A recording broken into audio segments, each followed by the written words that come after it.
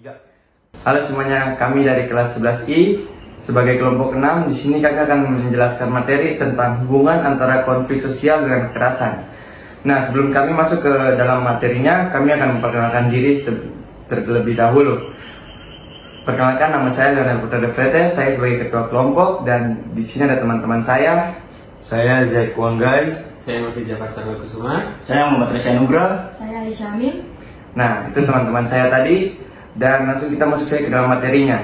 Pertama, saya akan menjelaskan tentang pengertian kekerasan. Ya, dalam masyarakat selalu diupayakan agar konflik yang terjadi tidak berakhir dengan kekerasan. Oleh karena itu, diperlukan adanya suatu prasyarat sebagai berikut. Pertama, setiap kelompok yang terlibat dalam konflik harus menyadar akan adanya situasi konflik di antara mereka. Kedua, pengendalian konflik-konflik tersebut hanya mungkin dapat dilakukan apabila berbagai kekuatan sosial yang saling bertentangan terorganisir dengan jelas. Ketiga, setiap kelompok yang terlibat dalam konflik harus mematuhi aturan-aturan permainan tertentu yang telah disepakati bersama.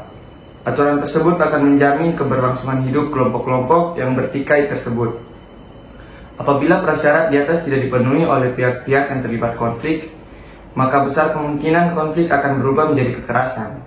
Menurut Suharjono Sukanto, kekerasan atau violence diartikan sebagai penggunaan kekuatan fisik secara paksa terhadap orang atau benda. Kekerasan sosial adalah kekerasan yang dilakukan terhadap orang dan barang, karena orang dan barang tersebut termasuk dalam kategori sosial tertentu. Nah, tadi pengertiannya, dan sekarang kita akan masuk ke dalam bentuk-bentuk yang akan dijelaskan oleh teman saya. Bentuk-bentuk kekerasan. Dalam kehidupan nyata di masyarakat, kita dapat menjumpai berbagai tindak kekerasan yang dilakukan oleh anggota masyarakat yang satu terhadap anggota masyarakat yang lain.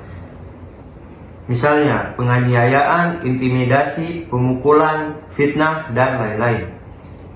Tahukah kalian apa bentuk kekerasan dalam masyarakat?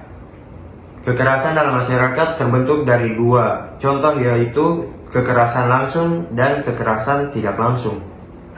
Kekerasan langsung adalah suatu bentuk kekerasan yang dilakukan secara langsung terhadap pihak-pihak yang ingin dicederai atau dilukai. Kekerasan tidak langsung adalah suatu bentuk kekerasan yang dilakukan kekerasan tidak langsung. Kekerasan tidak langsung adalah suatu bentuk kekerasan yang dilakukan seseorang terhadap orang lain. Bentuk kekerasan ini cenderung ada pada tindakan seperti mengekang, meniadakan, atau mengurangi hak-hak seseorang, mengintimidasi, memfitnah, dan perbuatan-perbuatan lainnya.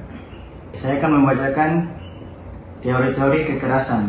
Menurut Thomas Santoso 2002, teori kekerasan dapat dikelompokkan ke dalam 3 kelompok besar, yaitu sebagai berikut.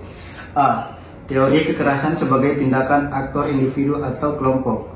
Para ahli teori kekerasan kolektif ini berpendapat bahwa manusia melakukan kekerasan karena adanya faktor bawahan, seperti kelemahan genetik atau fisiologis.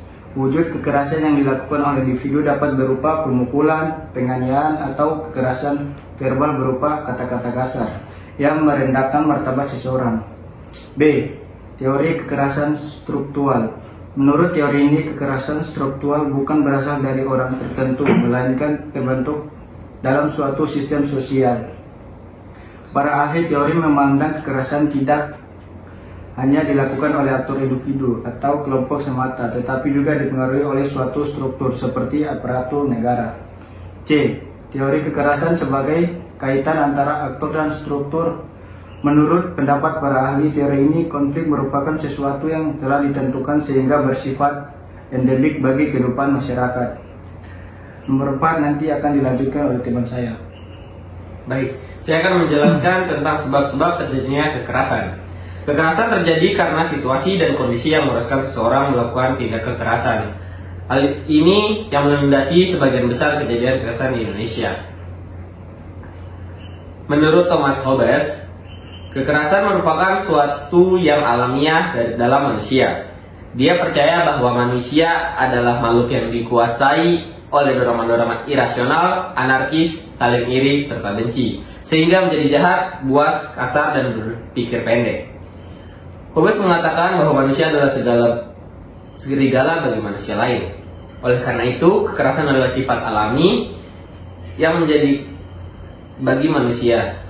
Dalam ketatanegaraan, sikap kekerasan digunakan untuk menjadikan warga takut atau tunduk kepada pemerintah. Bahkan, menggunakan kekerasan terpusat dan memiliki kekuatanlah yang dapat mengendalikan situasi dan kondisi bagi bangsa. Pada dasarnya, manusia itu polos, mencintai diri secara spontan serta tidak egois. Peradaban serta kebudayaanlah yang menjadikan manusia kehilangan sifat aslinya. Manusia menjadi kasar dan kejam terhadap orang lain. Dengan kata lain, kekerasan yang dilakukan bukan merupakan sifat murni manusia. Kemudian akan dilanjutkan oleh teman saya. Di sini saya akan menjelaskan upaya pencegahan tindakan kekerasan. A. Kampanye anti kekerasan. Melalui kampanye, setiap masyarakat diajak untuk berperan serta dalam menciptakan suatu kedamaian. Dengan kedamaian, individu mampu berkarya menghasilkan sesuatu untuk kemajuan. Dengan kata lain, kekerasan mendatangkan kemunduran dan penderitaan, sedangkan tanpa kekerasan membentuk kemajuan bangsa. B. Mengajak masyarakat untuk menyelesaikan masalah sosial dengan cara bijak. Jika suatu negara menjauhkan segala kekerasan dalam menyelesaikan suatu masalah sosial, maka tindakan ini akan diikuti oleh segenap warganya. Oleh karena itu, semua pihak berusaha tidak menggunakan kekerasan dalam menyelesaikan masalah yang akhirnya membawa kedamaian dalam kehidupan sosial. C. Penegakan hukum secara adil dan bersih. Mereka yang tidak berharta diperlakukan kasar serta tidak manusiawi. Ketidakpuasan melihat ketidakadilan ini mendorong munculnya tindakan kekerasan. Oleh karena itu, penataan sistem pencegahan hukum yang adil dan tegas mampu mengurangi meningkatnya angka kekerasan yang terjadi. D. Menciptakan pemerintahan yang baik. Oleh karena itu, untuk menciptakan pemerintahan yang baik, salah satu upaya yang tepat dan utama mengatasi kekerasan, yaitu dengan cara menyusun strategi dan dari kebijakan yang dirasa adil bagi rakyat, sehingga rakyat dapat memenuhi setiap kebutuhan hidupnya tanpa ada perasaan tidak adil. Nah, itu tadi materi tentang hubungan. Ya, ini bangsat aku udah aku lihat aja konflik. Itu tadi penjelasan dari kelompok kami tentang ya itu tadi penjelasan dari kelompok kami. Ya itu tadi penjelasan dari kelompok kami. Ya itu tadi penjelasan dari kelompok kami tentang hubungan antara konflik sosial dengan kekerasan. Ya, semoga video ini bisa bermanfaat. Terima kasih yang sudah menonton. Sampai jumpa kembali. Terima kasih. Atur nuhun sewu.